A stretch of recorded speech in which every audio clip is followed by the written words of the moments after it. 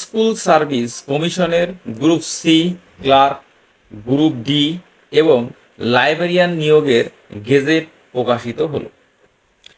তো এইখানে দেখো, extraordinary publish by authority, এই গেজেটটা পাবলিশ হয়েছে দেখো 4/8/2025 তারিখে ডেটে, ঠিক আছে, আগস্ট মাসের 4 তারিখে। তো পুরো অর্ডারটা আমি পড়বো।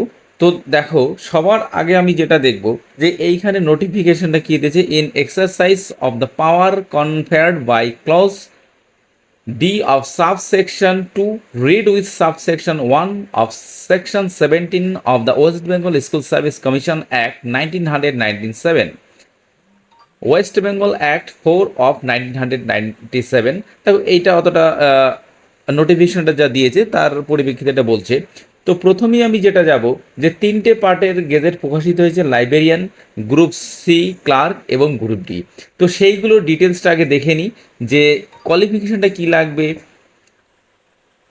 এক্সামটা কেমন হবে, ঠিক আছে। তো সবার প্রথমে আমি সেই পার্টটাতে চলে যাচ্ছি, তারপরে এই যে আমি নোট যে পার্ট 3 পার্ট সি এইগুলো কিন্তু আমি ডিসকাশন করব। ওকে, চ্যাপ্টার দেখো 3 কি বলেছে, মেথড প্রসেস।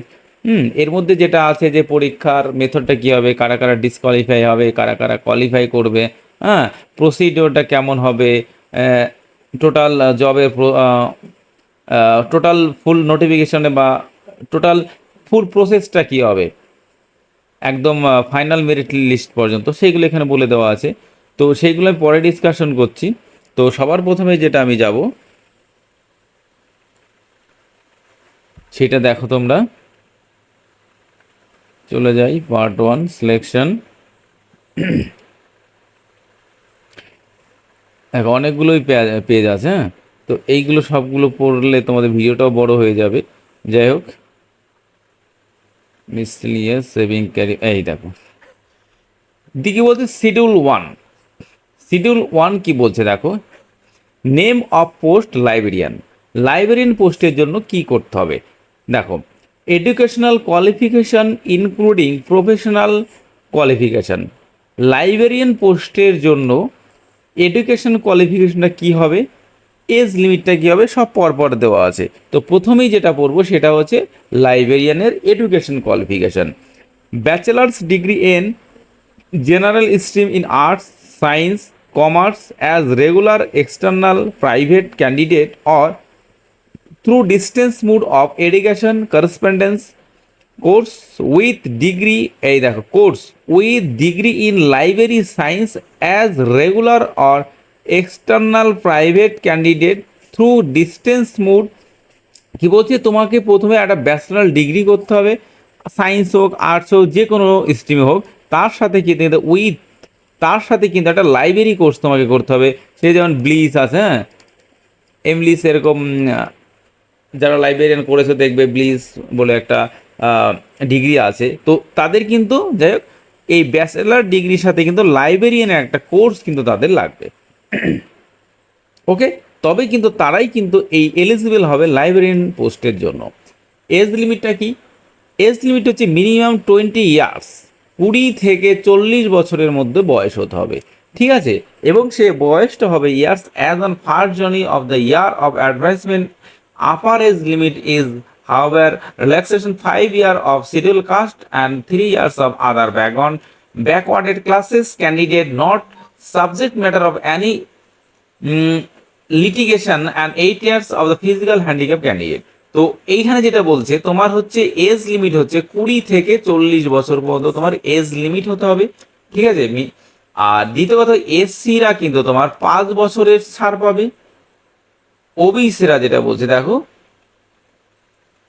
আদার ব্যাকওয়ার্ড, মানে এসসি ছাড়া যে আদার কিছু ব্যাকওয়ার্ড ক্লাসে যেগুলো আছে, যেগুলো ওবিসি এখন সমস্যা হচ্ছে যাবে, এরা কিন্তু তোমার 3 বছরের ছাড় পায়। এবার কেউ বলছে দেখো, and 8 years of physical handicap candidate, যারা হলো ফিজিক্যাল হ্যান্ডিক্যাপ তারা কিন্তু তোমার 8 বছরের ছাড় পাবে। আবার বলে দিই, এসসিরা পাবে 5 বছরের, আদার্স ব্যাকওয়ার্ড ক্লাসেস পাবে 3 বছরের এবং ফিজিক্যাল হ্যান্ডিক্যাপরা পাবে 8 বছরের, ঠিক আছে। আর ডিগ্রিটা হবে ব্যাচেলার ডিগ্রি, মানে গ্র্যাজুয়েশনের সাথে সাথে কিন্তু তোমার লাইব্রেরিয়ান সায়েন্সের একটা ডিগ্রি তোমার লাগবে। ওকে, বেশ। এবার 2 নম্বরে কি বলছে, clerk. Passed school final or Madhyamik or its equivalent or hold HS in lieu of school final or Madhyamik or its equivalent on or before the last date of receiving online application. Last যখন তুমি online অ্যাপ্লিকেশনটা রিসিভটা করবে তার আগে পর্যন্ত তোমাকে কি করতে হবে, মাধ্যমিক পাস হলে কিন্তু হয়ে যাবে। ওকে, তার মানে মাধ্যমিক পাস অথবা এর ইকুইভ্যালেন্ট কোনো সার্টিফিকেট বা কোনো পাস যদি করে থাকো তাহলেই তুমি কিন্তু ক্লার্কের জন্য অ্যাপ্লিকেবল। ওকে, আবার রিপিট করছি, মাধ্যমিক পাশে কিন্তু ক্লার্কটা অ্যাপ্লিকেশন করা যাবে। ওকে, যারা মাধ্যমিক পাস করেছে তারা এটা এলিজিবল। এজ লিমিট কি বলছে, minimum 18 years and maximum 40 years. তার মানে হচ্ছে এজ হচ্ছে তোমার 18 থেকে 40 বছর পর্যন্ত তোমার এজ, মানে ওইটা তো 20 থেকে 40 ছিল, এটা 18 থেকে তোমার 40 বছর বয়সের সমস্ত ক্যান্ডিডেটই কিন্তু এর জন্য অ্যাপ্লিকেবল। ঠিক আছে, বেশ, এটাও ঠিক সেম প্রসেস। এসসিরা তোমার হচ্ছে 5 বছরের ছাড় পাবে। আদার ব্যাকওয়ার্ড ক্লাসেস ঠিক আছে, তারা কিন্তু পাবে তোমার 3 বছরে, এবং যারা ফিজিক্যাল হ্যান্ডিক্যাপ তারা কিন্তু তোমার 8 বছরের ছাড় পাবে। ওকে, আবার রিপিট করে দিই, ক্লার্কের জন্য মাধ্যমিক অর ইকুইভ্যালেন্ট ডিগ্রি লাগবে। এসসিরা এজ হচ্ছে 18 থেকে 40 বছর, এসসিরা 5 বছর, ওবিসিরা 3 বছর এবং ফিজিক্যাল হ্যান্ডিক্যাপরা 8 বছরের ছাড় পাবে। ওকে, বেশ, এইবার চলে আসি গ্রুপ ডি। গ্রুপ ডির জন্য এলিজিবল হচ্ছে 8 pass from an school recognise board. এটা কিন্তু তোমার 8 পাস। ওকে, অষ্টম শ্রেণী যারা পাস করেছো তারাই কিন্তু গ্রুপ ডির জন্য অ্যাপ্লিকেবল। এজ তোমার দেখো 18 থেকে 40 বছর, এর এজটা কিন্তু 18 থেকে তোমার কিন্তু 40 বছর বয়সীরা কিন্তু এই গ্রুপ ডির এক্সামটা দিতে পারবে। এসসিরা হচ্ছে তোমার 5 বছরের ছাড় পাবে। আদার্স ব্যাকওয়ার্ড ক্লাসেসরা হচ্ছে 3 বছরের, এবং যারা ফিজিক্যাল হ্যান্ডিক্যাপ তারা কিন্তু তোমার 8 বছরের ছাড় পাবে। ঠিক সেম প্রসেস, শুধু এটা মাধ্যমিক, এটা হচ্ছে 8 পাস। ওকে, বেশ, দেখো এইখানে সেই এজ রিল্যাকশনের যে কথাগুলো বলা হচ্ছে সেইটা কিন্তু এখানে বলে দেওয়া হয়েছে। এইখানে একটা নোট বলে লেখা আছে, for consideration of application SC ST OBC physical category certificate issued by the component authority of only the government of West Bengal. এই যে বলছে SC ST OBC physical category যে সার্টিফিকেট দ্বারা ইস্যু কিন্তু করতে হবে, অবশ্যই তাকে কিন্তু গভর্নমেন্ট অফ ওয়েস্ট বেঙ্গলের করতে হবে। অর্থাৎ যেদিন তুমি অনলাইনে ফর্ম ফিল আপ করবে তার আগের দিন পর্যন্ত কিন্তু তোমাকে এইটা লাগবে। অর্থাৎ SC ST OBC physical handicap সার্টিফিকেটটা কিন্তু অবশ্যই তোমাকে গভর্নমেন্ট অফ ওয়েস্ট বেঙ্গলের কিন্তু লাগবে। এটা কিন্তু নোট করে বলে দিয়েছে, আদার্স কোনো স্টেট থাকলে কিন্তু এটা হবে না। ওকে, বেশ, নেক্সট এইবার পার্ট ওয়ানে কি বলছে, এক্সাম প্যাটার্ন। ওকে, প্রথমে হচ্ছে লাইব্রেরিয়ানের পোস্টের জন্য এক্সাম প্যাটার্নটা কেমন হবে। দেখো, রিটেন এক্সাম ও এম আর বেস্ট হবে, অর্থাৎ এমসিকিউ হবে তোমার 75 নম্বরের এমসিকিউ থাকবে, অর্থাৎ ও এম আর এর পরীক্ষা হবে 75 নম্বরের এমসিকিউ, এখানে বলে দেয়নি, যাই হোক। তো ও এম আর মানেই কিন্তু এমসিকিউ হওয়ার সম্ভাবনা প্রবল, তো এমসিকিউ হবে। তো এটা কিন্তু 75 নম্বরের পরীক্ষা হবে। একাডেমিক কোয়ালিফিকেশন থাকবে তোমার 10। এবার কেউ একাডেমিক কোয়ালিফিকেশন যে 10 থাকবে সেটা আমি পরে ডিসকাশন করছি, এটা ডিভিশনটা কিভাবে হবে। আমার এর আগে ভিডিওতে আমি এগুলো বলেছি ডিভিশনটা কেমন হবে। একাডেমিক কোয়ালিফিকেশন হচ্ছে 10 থাকবে। Similar experience 1 mark for each complete year, মানে এই যে এই জবের জন্য যাদের এক্সপিরিয়েন্স আছে, একটা বছরের এক্সপিরিয়েন্স থাকলে তোমার 1 নাম্বার করে, 1 মার্কস ফর ইচ কমপ্লিট ইয়ার। একটা বছর কমপ্লিট করতে পারলে 1 নাম্বার, 2 বছর কমপ্লিট করে থাকলে 2 নাম্বার, 3 বছর কমপ্লিট করে থাকলে 3 বছর, এরকম কিন্তু কন্ডিশনটা এখানে দিয়েছে। তো যারা আগে চাকরি করতো তারা তো অবশ্যই 5 নাম্বারটা পাবে। তো এইখানে কিন্তু তোমার 15 মার্কস দেওয়া আছে। ঠিক আছে, 10 আর 5 কিন্তু তোমার হলো 15।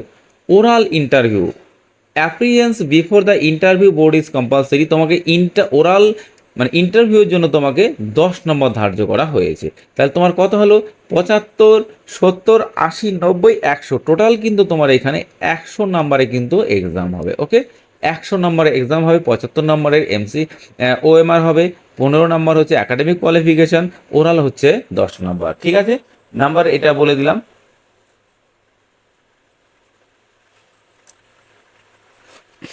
বেশ, এরপরে কি বলছে দেখো, এরপরে তোমার ক্লার্কের জন্য কি এক্সাম প্যাটার্ন।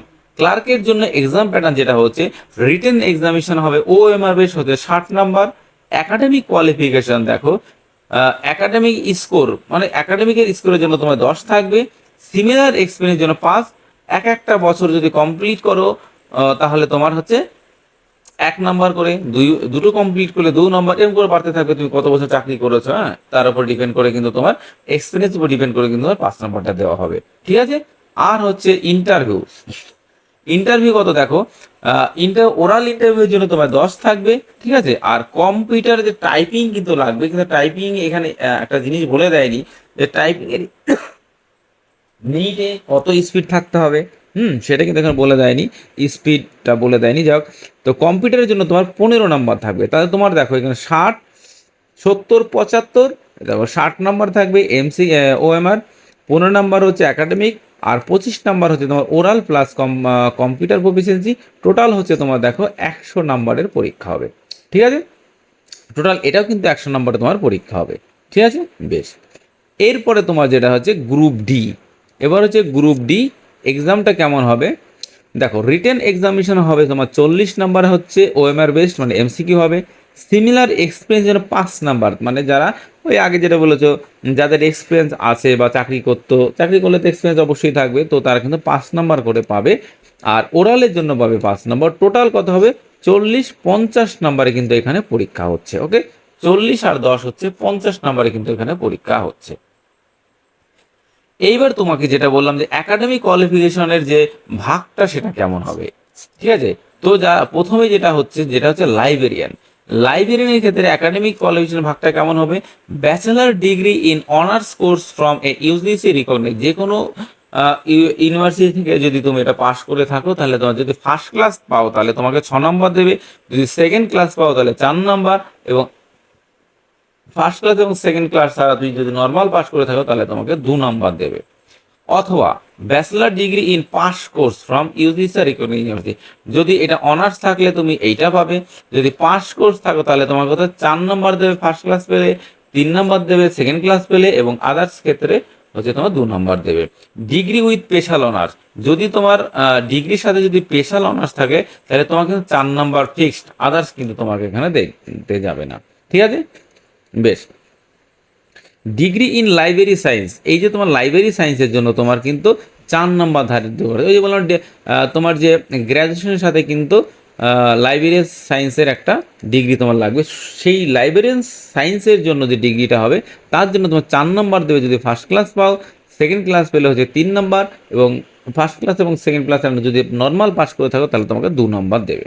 ওকে, এবার বলছি manner of evaluation of academic qualification for the selection of clerk. ক্লার্কের জন্য কি করতে হবে দেখো, ফুল মার্কস হচ্ছে তোমার 10 নাম্বার, ক্লার্কের জন্য 10 নাম্বার ফুল মার্কস থাকবে। এবার মাধ্যমিকগত ইকুইভ্যালেন্টে যদি পাস করো তার জন্য একাডেমিকে হচ্ছে তোমার 10 নাম্বার থাকবে। যদি ফার্স্ট ক্লাস পাও, ফার্স্ট ডিভিশন পাও বা ক্লাস 1 পাও তাহলে তোমার 10 নাম্বার দেবে, সেকেন্ড ডিভিশন পেলে হচ্ছে 8 নাম্বার দেবে, এবং আদার্স যদি পাও নর্মাল পাস করলে তোমাকে 6 নাম্বার কিন্তু দেবে। ওকে, ক্লার্কে। এবার কি বলছে, provincial relating to constitution of interview board for the purpose of holding interview in the state level selection test for the post of librarian the interview board to be continue. এর জন্য কিন্তু পরবর্তী একটা ভিডিও করে দেবো, নাহলে এই ভিডিওটা অনেকটাই বড় হয়ে যাবে। তো এই প্রসেসটা তোমরা এমনি পরে বলে দেবো। ঠিক আছে, এইগুলো তো সব কিছুতেই থাকে। মেন হচ্ছে তোমার যেটা ছিল যে তোমার কোয়ালিফিকেশান, ডিগ্রি, একাডেমিক ডিভিশন, এইগুলোই কিন্তু তোমার মেন পার্টটা ছিল। ঠিক আছে। আর এইখানে তুমি দেখো যে প্রসেসটা কেমন হবে। এই তোমার যে পরীক্ষা, যে কোয়ালিফিকেশানটা বললাম এবং যে একাডেমিক ডিভিশনটা বললাম, এক্সাম প্যাটার্নটা বললাম, ওই এক্সাম প্যাটার্নের মধ্যে কিন্তু তোমার প্রসিডিওরটা চলে এসেছে। প্রথমে কি কি তোমার সিস্টেমে তোমার তোমার জয়নিং লেটারটা আসবে, পুরো সিস্টেম কিন্তু এখানেই দেওয়া আছে। ঠিক আছে। এইটা মেরিট লিস্টটা তো প্রথমে যে ক্যাটাগরি অনুযায়ী পাস করলে তারপর তো লাস্টে মেরিট লিস্টটা আসবে। তো এইগুলো অতটা ইম্পর্টেন্ট না এখন। ঠিক আছে, সবাই গেজেট দিয়েছে, এরপর যখন ফুল আর একটা নোটিফিকেশন আসবে, হ্যাঁ, তখন কিন্তু আরও সুন্দর করে দেওয়া থাকবে। ঠিক আছে। তো এই ছিল আজকের ফুল অ্যানালিসিস বা নোটিফিকেশনের গেজেট যেটা দিয়েছে সেটার মোস্ট ইম্পর্টেন্ট পার্ট আজকে ডিসকাশন করলাম। তো এই ডিসকাশনের মধ্যে যদি কারো কোনো সমস্যা থাকে, কোনো বুঝতে অসুবিধা হয়, তাহলে অবশ্যই আমাকে কমেন্ট করবে, আমি উত্তর দেবো। তো ভিডিওটা যদি ভালো লেগে থাকে অবশ্যই লাইক, কমেন্ট, শেয়ার করতে কেউ ভুলবে না। পরবর্তী ভিডিও সবার আগে পাওয়ার জন্য চ্যানেলটাকে অবশ্যই সাবস্ক্রাইব করে দেবেন। সবাই ভালো থাকবে। ওকে, বাই, টাটা।